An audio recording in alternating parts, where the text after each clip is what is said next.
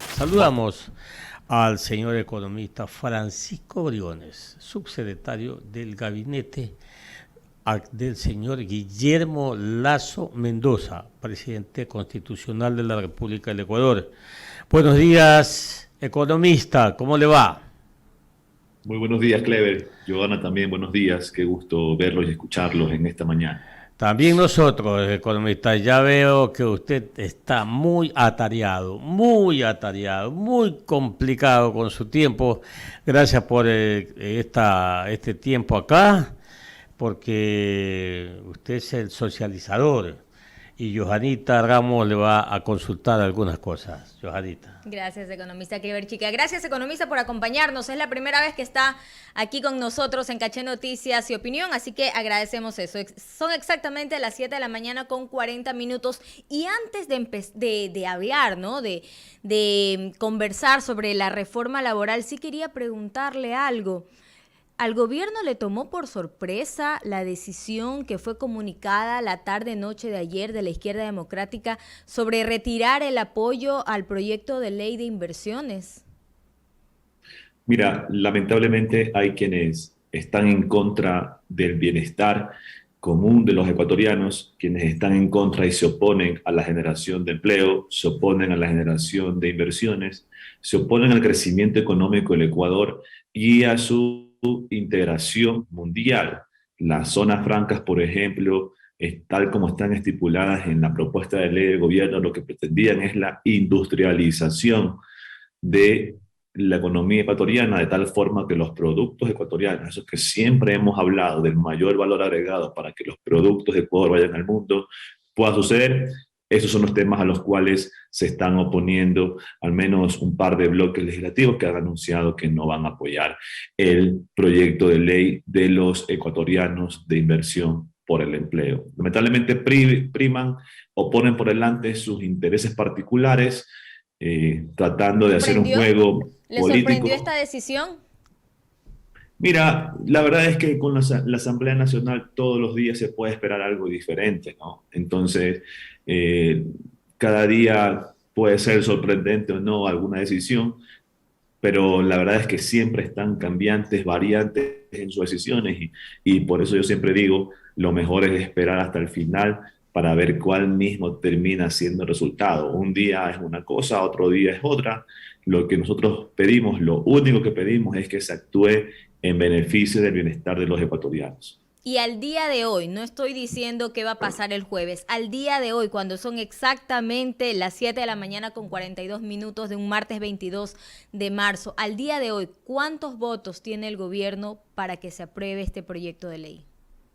Mira, eso es un tema que está encargada en las personas del área política dentro de la Asamblea, que Pero usted es están. un estadista eh, también, usted sabe, maneja el tema económico también. Mira, se van moviendo diferentes, digamos, diferentes fichas con el afán y con el objetivo de lograr un buen documento y una propuesta que permita a los ecuatorianos acceder a empleo y el Ecuador recibir inversiones. Entonces, yo no quisiera adelantarme verdaderamente a algo que todavía no está escrito sobre piedra, que el único momento donde se conocerá la verdad será en el momento de la votación, así que es mejor dejar que eso vaya por su vía y esperar al momento de la votación contar con los votos suficientes para aprobar un texto mejorado. 7 de la mañana con 43 minutos. Pasemos al tema laboral. El gobierno empezó ya los diálogos con los representantes de los trabajadores para analizar la reforma laboral que se espera presentar a la Asamblea Nacional. Esto, a pesar de estos diálogos y que nosotros habíamos conversado el día de ayer con el dirigente Mesías Tatamuesa, hay que recordarlo aquí en Caché Noticias y Opinión, esto no va a frenar la movilización que han dicho será pacífica para el 24 de marzo, para los próximos días exactamente. ¿Esto no significa un revés? ¿Cómo considera que a pesar de estas conversaciones que ya se tienen, que ha durado bastante, igual va a haber una marcha?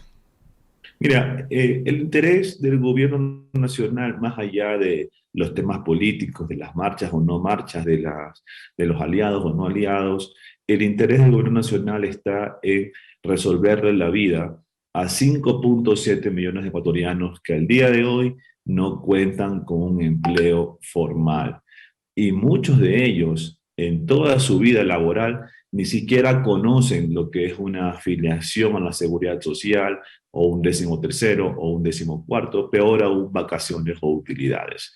Es el interés particular de este gobierno y la razón por la cual nos estamos empezando a sentar con diversos grupos para promover esta propuesta y para convencer a la ciudadanía de la necesidad y la urgencia de la propuesta de ley del gobierno en materia laboral. Es así que los grupos podrán decidir hacer las manifestaciones o que deseen, siempre, eso sí, apegados dentro del marco institucional y de la ley, porque están en todo su derecho, pero nosotros seguiremos enfocados, seguiremos preocupados en darle soluciones a quienes son la gran mayoría y no tienen una oportunidad de empleo.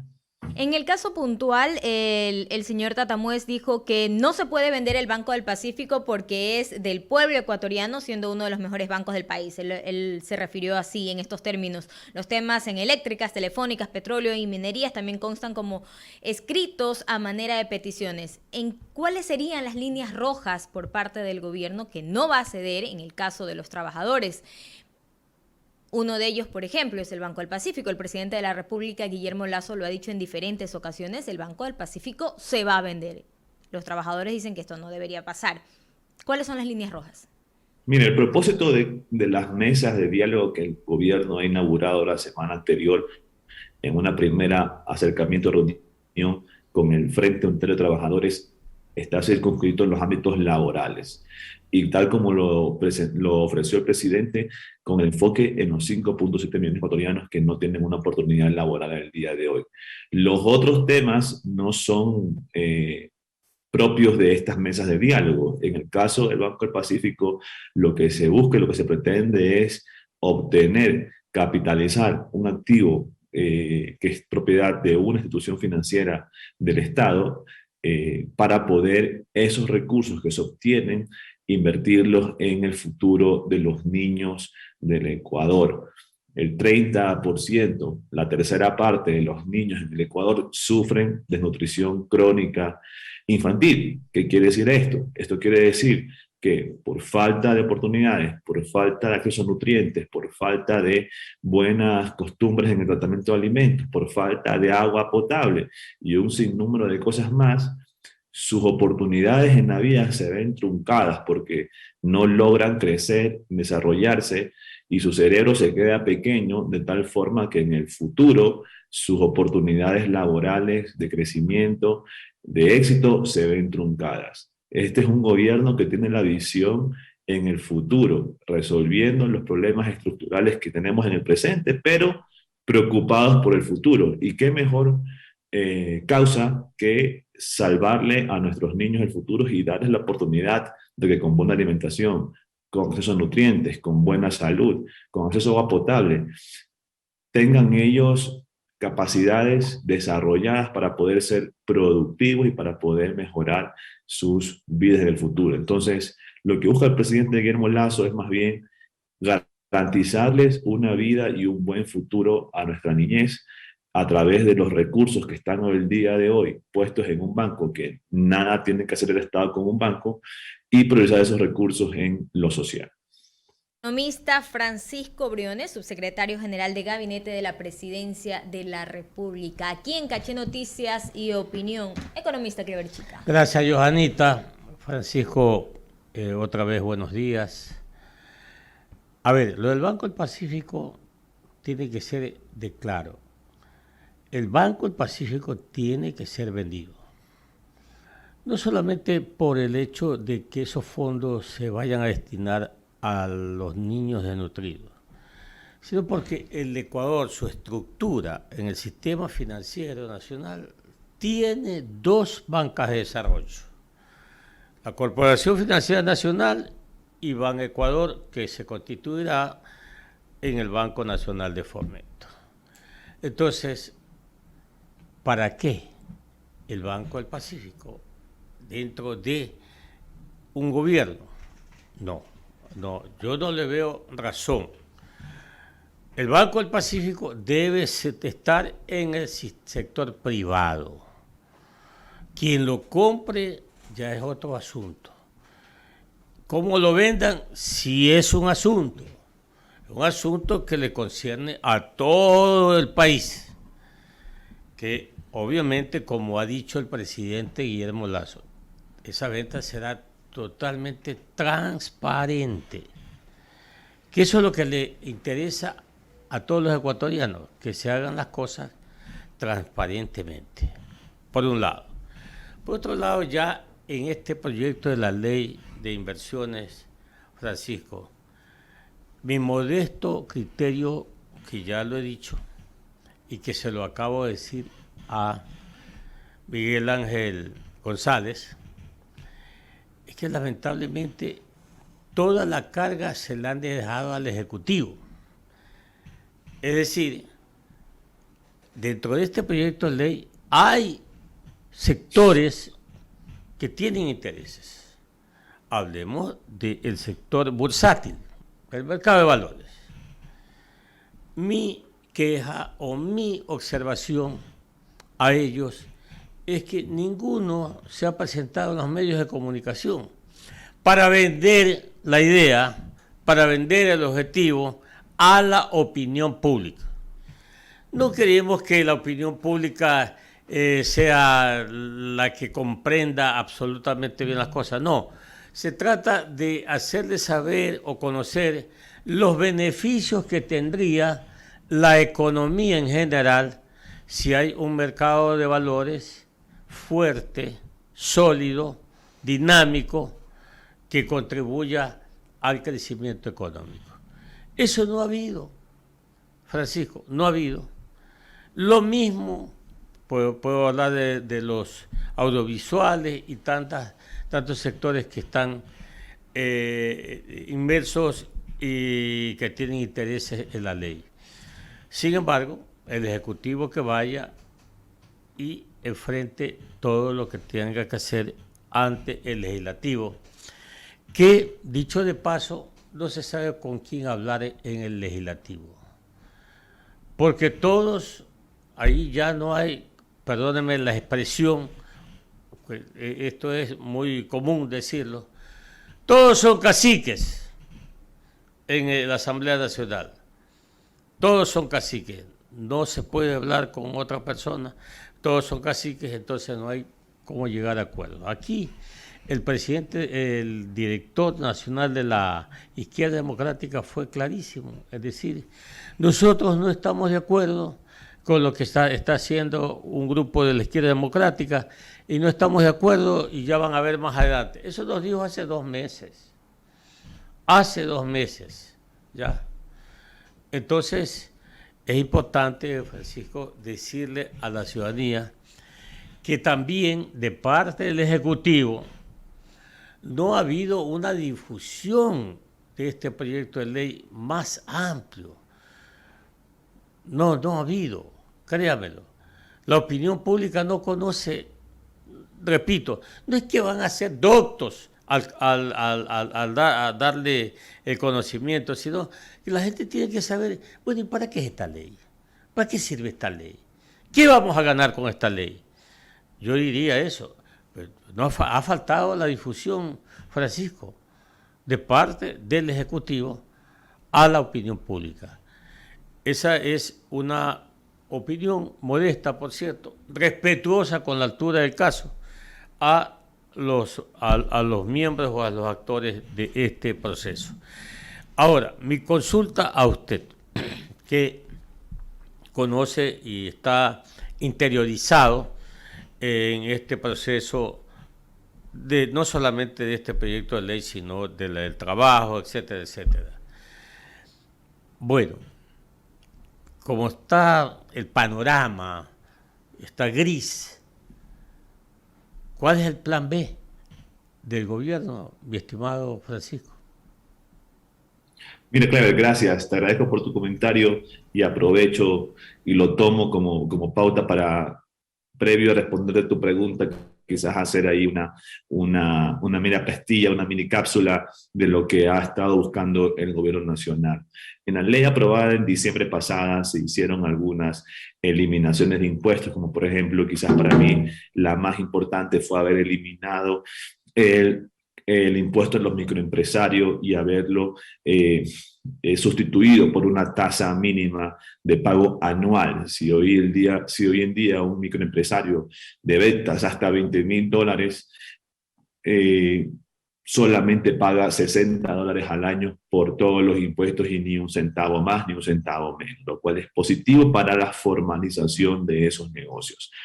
También hicieron otras reformas más para poder promover incentivos de más amplio alcance y se eliminaron muchos incentivos que estaban, tributarios me refiero, que estaban telelocalizados particularmente a ciertos sectores, yo te diría a ciertas empresas, de tal forma de que este es un gobierno que busca que cuando hay incentivos sean generalizados y no sean teledireccionados como ha existido en el Ecuador con algunos privilegios en el pasado.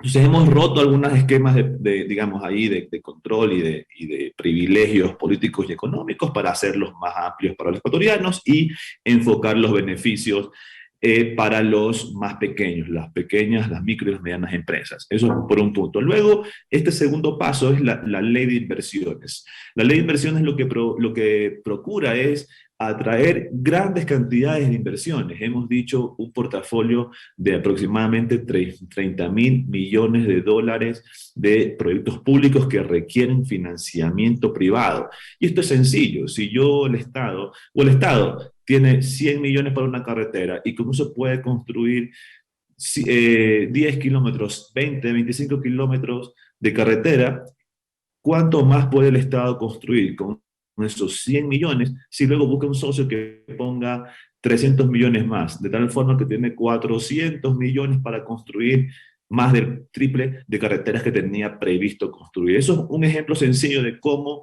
lo que está buscando el sector de gobierno, el sector público, el Estado, es atraer capitales privados para la construcción y para la provisión de obras y servicios públicos. Entonces, lo cual a mí me parece que es sumamente positivo, que no solamente sea el chip estatal o solamente el dinero público de los impuestos orientado para las obras públicas y los servicios públicos, sino que también podamos incluir la inversión privada para estos beneficios sociales. Y adicionalmente a eso, el tema de las zonas francas, que lo que buscamos es atraer capitales nacionales y extranjeros, asentarlos en el territorio nacional, donde sean más rentables y más productivos posibles, librarlos de impuestos, librarlos de aranceles, librarlos de ISD, librarlos de IVA, librarlos de impuestos de la renta. ¿Para qué? Para que puedan producir mucho más barato y para que puedan vender esos productos al mundo. ¿Cuál es la consecuencia de las alianzas público-privadas y las consecuencias de las zonas francas? Es que van a venir cientos de millones de dólares, miles de millones de dólares del Ecuador en grandes empresas. Y esas grandes empresas, ¿qué es lo que van a buscar? Van a buscar publicidad en las radios como caché de noticias, van a buscar asesorías contables, van a buscar asesorías legales, van a buscar asesorías o van a buscar hacer gastos en publicidad, en marketing. Los trabajadores van a necesitar comida, los trabajadores van a necesitar transporte.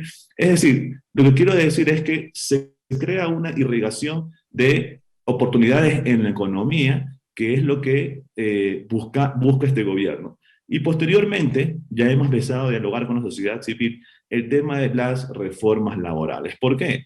Porque el actual Código Laboral fue elaborado hace 80 años, cuando ni siquiera había internet, cuando el trabajo era totalmente presencial o no trabajabas, cuando no existían máquinas y cientos de hombres en base a la repetición de un proceso hacían un motor, hacían una silla, hacían una mesa, hacían un televisor, hacían un vehículo. ¿Cuál es la realidad actual? La realidad actual es que tenemos teletrabajo por doquier, que muchos de los trabajos que se realizan ahora son desde la casa o desde cualquier parte del mundo, trabajo en otra parte del mundo a través de mi computadora, a través del internet, donde ya no hay mucha repetición de mano de obra, porque ya la repetición la hacen las máquinas, la hace la tecnología, y donde comienzan a abrirse otras carreras y otros mundos, como por ejemplo los influencers, las redes sociales, la economía colaborativa. Es decir, es otra realidad.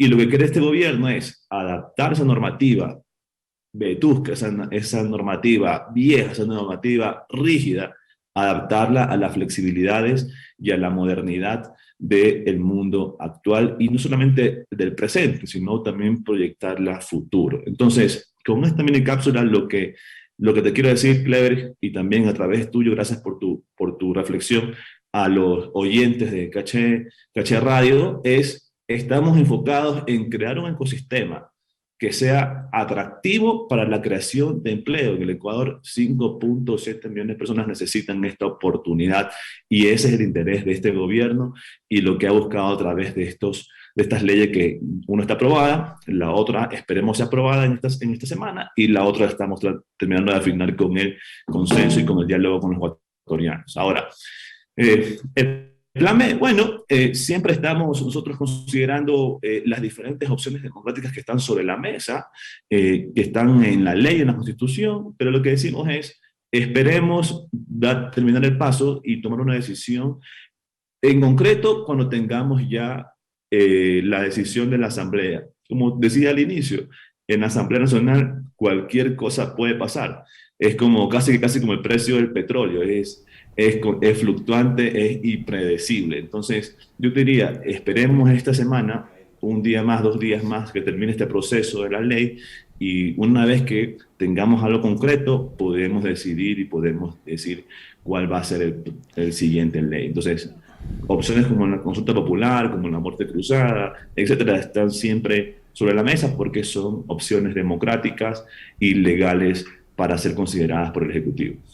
Muy bien, Francisco, gracias por estar con nosotros. Vamos a darle paso a la cadena de su jefe, que ya comienza 8 de la mañana. Que le vaya bien y ojalá avancemos, que es lo más importante para el beneficio de todos los ecuatorianos. Gracias, Cleber, y también gracias a Johanna. Saludos. Gracias.